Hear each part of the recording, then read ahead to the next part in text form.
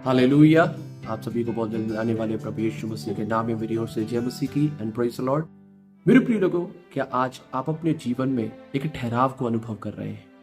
क्या आप अपने जीवन में ऐसा महसूस कर रहे हैं कि आप बढ़ना चाहते हैं, आप बहुत कुछ करना चाहते हैं लेकिन नहीं कर पा रहे हैं? हो सकता है अपनी पढ़ाई लिखाई के क्षेत्र में आप आगे नहीं बढ़ पा रहे हैं। हो सकता है आप अपनी नौकरी में ठहराव को अनुभव कर रहे हैं। हो सकता है आप अपने आत्मिक जीवन में उन्नति को नहीं कर पा रहे हैं। हो सकता है आप अपनी सेवकाई में भी उस ठहराव को देख रहे हैं। अगर ऐसा है तो मैं आज आपको एक बहुत ही महत्वपूर्ण बात बताने के लिए जा रहा हूँ। मैं आपको बताना चाहता हूँ कि परमेश्वर ने आपको और मुझे ठहरने के लिए नहीं, परमेश्वर ने आपको और मुझे बढ़ने के लिए, फलने के लिए और फूलने के लिए बनाया है।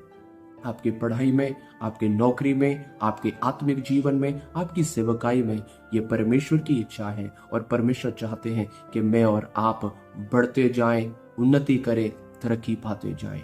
इसलिए जब परमेश्वर ने आदम और हव्वा को बनाया तो परमेश्वर ने कहा फूलो और फलो। बाइबल में जब हम पढ़ते हैं तो विश्वासियों के लिए ऐसा लिखा हुआ है कि एक विश्वासी उस पेड़ के समान है जो बहती नालियों के किनारे लगाया जाता है। और पेड़ को हम जानते हैं वो एक बीज से शुरू होता है और वह बढ़ता जाता है, बढ़ता जाता है, बढ़ता जाता है और अंततः एक विशाल महाकाय पेड़ बन जाता है। ठीक वैसे ही परमेश्वर आज मुझसे और आपसे चाहते हैं। परमेश्वर चाहते हैं कि मैं और आप बढ़ते जाएं, लेकिन कई बार उस बढ़ोतरी को, कई बार उस उन्नति को हम अपने जीवन में अनुभव नहीं कर पाते हैं।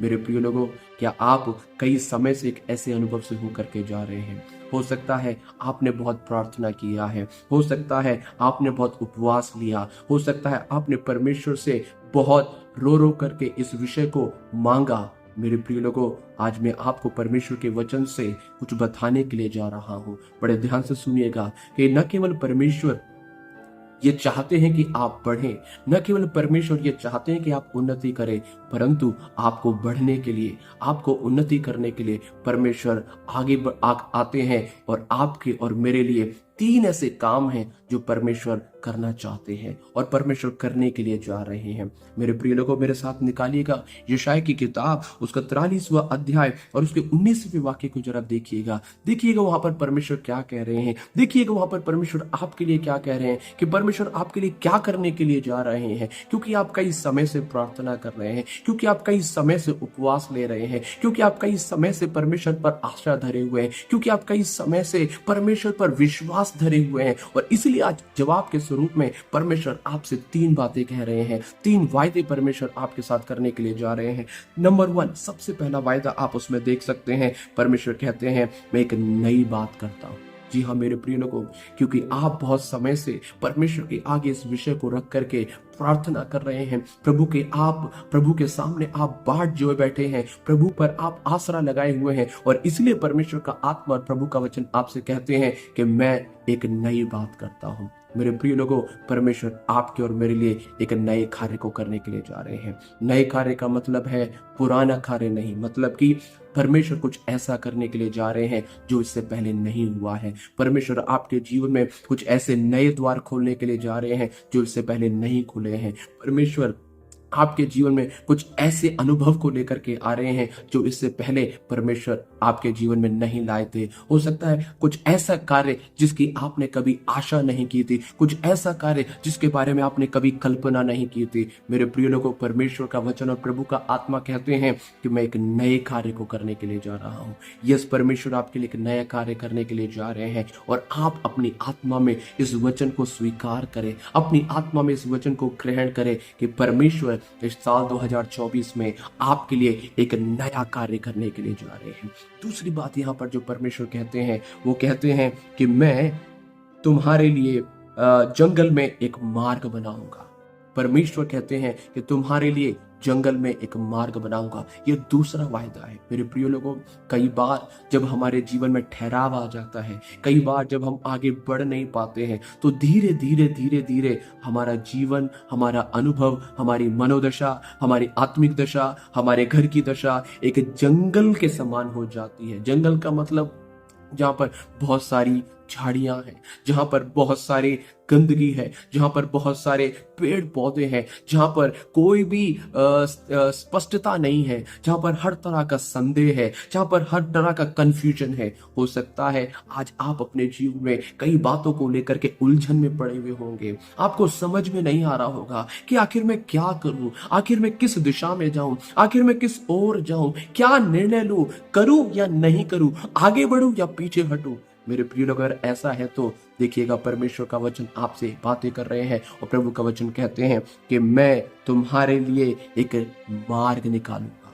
मतलब कि उस उलझन भरी अवस्था में से, उस कंफ्यूजन की अवस्था में से, उस झाड़ियों की अवस्था में से परमेश्वर कहते हैं मैं तुम्हारे लिए एक रास्ता निकालने के लिए जा रहा हूं।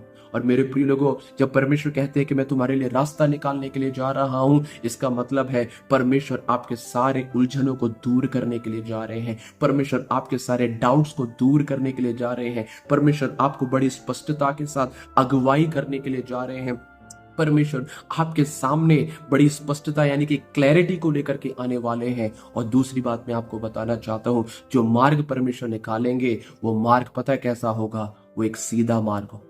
यस, परमेश्वर का वचन बताता है कि परमेश्वर हमारे लिए सीधा मार्ग निकालते हैं। हमें परमेश्वर कभी भी टेढ़ा मार्ग नहीं निकालते हैं। हो सकता है कई लोगों ने आपको बोला होगा कि थोड़ा सा ऐसा करना पड़ेगा, वैसा करना पड़ेगा। मेरे प्रिय लोगों, आपको कुछ भी ऐसा वैसा कुछ भी परमेश्वर के वचन के खिलाफ जाकर के करने की आवश्यकता नहीं है। परमेश्वर पर भरोसा रखें, परमेश्वर मेरे और आपके लिए एक सीधा मार्ग निकालेंगे। यस, एक सीधा मार्ग निकालेंगे।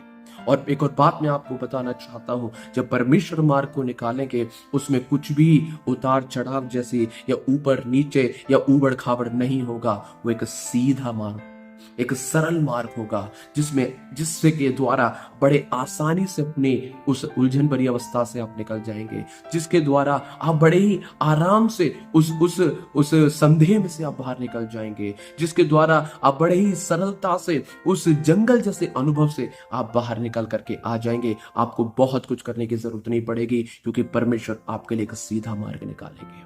मेरे प्रिय लोगों, तीसरा वायदा जो परमेश्वर यहाँ पर मुझे और आपको देते हैं वो ये है, परमेश्वर कहते हैं कि मैं निर्जल देश में नदियां बहाऊंगा। हालेलुया, निर्जल देश में नदियां बहाऊंगा। निर्जल का मतलब होता है मरुस्थल, एक ऐसा स्थल, एक ऐसा स्थान जहां पर कोई जीवन नहीं है, एक ऐसा स्थान जहां पर कुछ भी उगता नहीं है, एक ऐसा स्थान जहां पर कोई फल नहीं होता है, एक ऐसा स्थान जहां पर कुछ ऐसा हो नहीं सकता है जिसके द्वारा दूसरों को कुछ आशीष मिल सके। मेरे प्रिय लोगों, हो सकता है कई समय से उस अवस्था में पड़े रहने के कारण आज आपको लग रहा होगा कि अब एक ऐसी अवस्था में मैं आ गया हूं जिसमें से मैं कभी नहीं निकल सकता।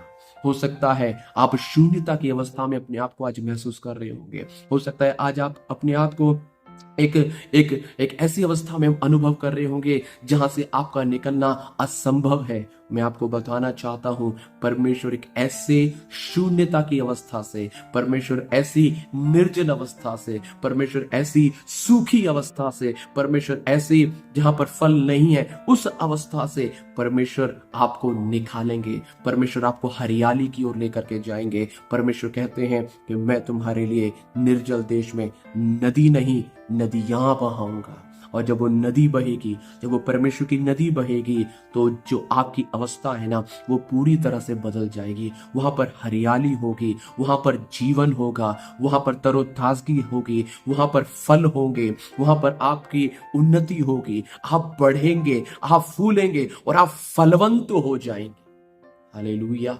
मेरे प्रिय लोगों, परमेश्वर उस निर्जल अवस्था में आपके और मेरे लिए एक नहीं नदियां बहाने के लिए जा रहे हैं। परमेश्वर ने कहा मैं तुम्हारे लिए नदियां बहाऊंगा। मेरे प्रिय लोगों, आइए इस वचन को हम अपने जीवन में स्वीकार करें। इस वचन को अपने हृदय में आप ले लें, अपनी आत्मा में आप इसे ले लें, और आने वाले दिनों में आप अवश्य ही परमेश्वर के इन कार्य को अपने जीवन में अनुभव करने पाएंगे। परमेश्वर वचनों के द्वारा आपको आशीष प्रदान करे।